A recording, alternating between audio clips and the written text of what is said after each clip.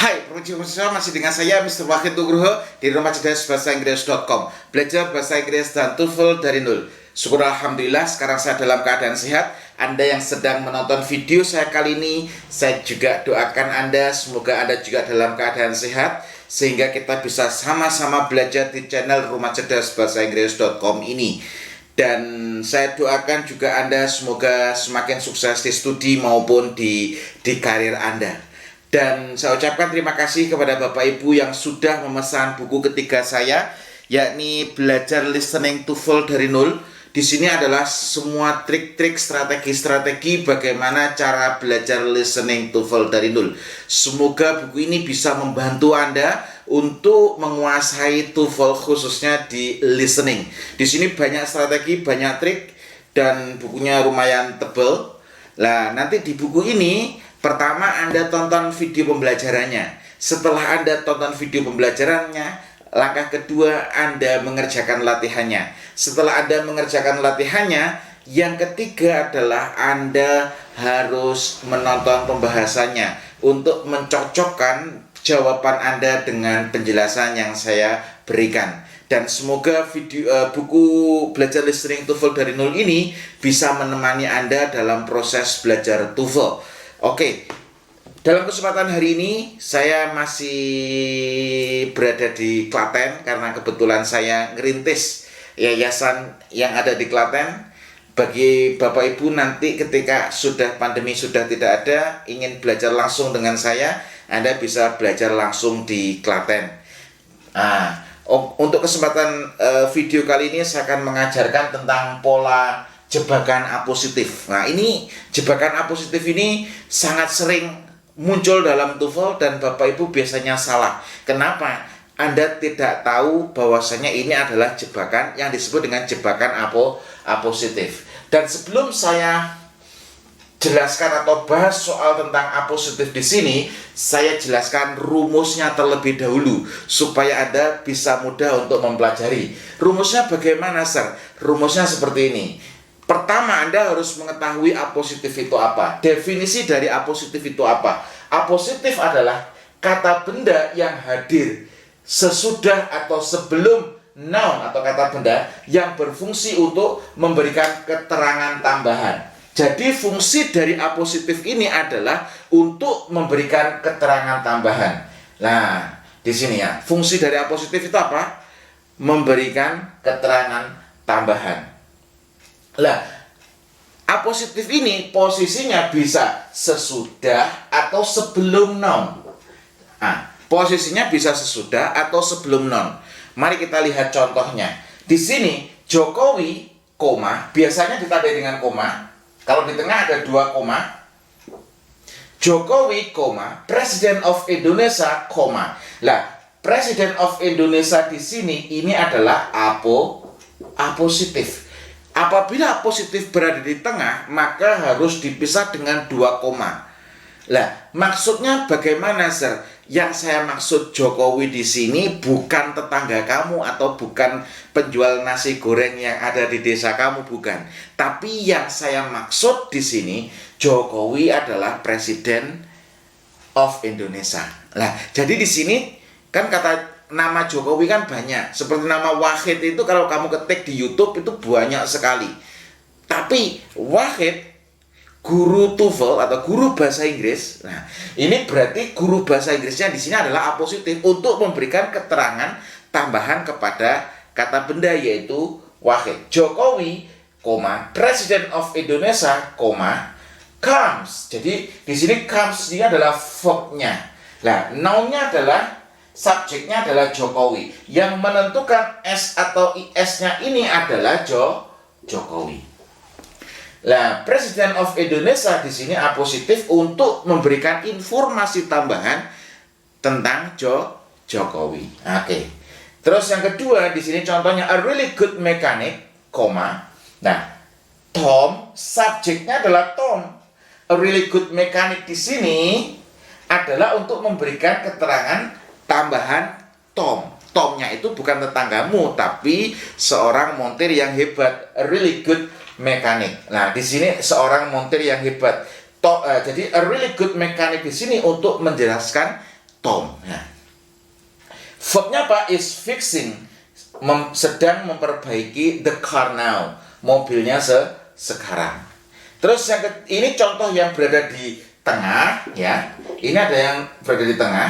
Ini yang kedua adalah contoh berada di depan. Nah, kalau di tengah ada 2 koma, kalau di depan 1 koma, kalau di akhir juga 1 koma. Contohnya yang di akhir, he has good habit. Dia memiliki kebiasaan yang bagus. Apa itu? Koma, praying in the mosque on time. Di sini adalah praying in the mosque on time. Nah, ini adalah good habitnya. Nah, paham ya? Jadi apositif itu apa? Apositif itu adalah noun yang berfungsi untuk memberikan informasi tambahan atau keterangan tambahan kepada non yang dijelaskan tadi. Jadi di sini yang dijelaskan adalah Jokowi, Tom, sama good habitnya. Nah, itu dijelaskan. Dan ingat, apositif itu bukanlah subjek. Dia hanya memberikan keterangan tambahan kepada subjek. Oke, bisa dipahami ya. Kalau ada paham, please comment. Paham, sir? Yes, paham, sir. Yang semangat itu. Jangan tidak semangat. Oke. Kemudian contoh soal dalam TOEFL bagaimana, sir? Oke, kita langsung bahas ya. Contohnya di sini air pollution, koma. Nah, di sini air pollution sebagai subjek, ada komanya, together with littering, koma. Ini adalah apositif. Subjeknya adalah pollution, kata gantinya adalah it. Nah, makanya yang salah yang are, harusnya is. Kenapa? Karena subjeknya it. Is causing many problems in our large industrial cities today. Lah, jawabannya yang salah adalah yang B, harusnya is. Kenapa? Karena subjeknya adalah air pollution, ya. Nah, kemudian yang kedua, Kepler's laws, hukum-hukum Kepler, koma, principle outlining planetary movement, koma. Lah, berarti di sini ini adalah apositif untuk memberikan keterangan pada Kepler laws, hukum-hukum law. Hukum-hukum Kepler, sorry. Nah, di sini yang salah yang mana? Yang A. Karena laws-nya ini jamak, makanya harusnya bukan was tapi were. Were formulated based on observation made without a telescope. Bisa dipahami? Mudah bukan? Kalau Anda tahu polanya pasti mudah. Sulit itu ketika tidak diketahui ilmunya. Maka dari itu untuk basicnya, sebelum Anda belajar seluruh materi-materi yang ada di TOEFL, saran saya sudah belajar buku pertama saya, yaitu konsep belajar TOEFL dari nol. Nah, di sini ini tujuan dari buku ini adalah untuk mengupgrade kemampuan Anda dari level basic ke advance. Kalau sudah basic ke advance, Anda tinggal memperkaya dengan kosakatanya. Ini vocabulary TOEFL dari nol. Terus untuk listening Anda juga harus belajar listening TOEFL dari nol. Jadi ketiga buku ini saling melengkapi. Tujuannya untuk membantu Anda supaya Anda lolos TOEFL. Kelebihan dari buku ini dengan buku-buku yang lain apa, sir? Kelebihannya, buku-buku ini sudah disertai video.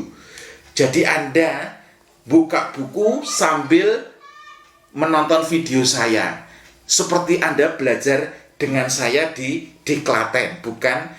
Jadi Anda nggak perlu datang ke Klaten, tapi Anda bisa datang, Anda belajar di rumah sambil nonton video, sambil buka bukunya. Anda harus targetkan sehari 3 bab. Sehari 3 bab. Semoga itu bisa membantu Anda untuk dapat skor TOEFL yang dicita-citakan. Ada nggak sir yang lulus? Banyak. Ini sudah terjual ribuan PCS.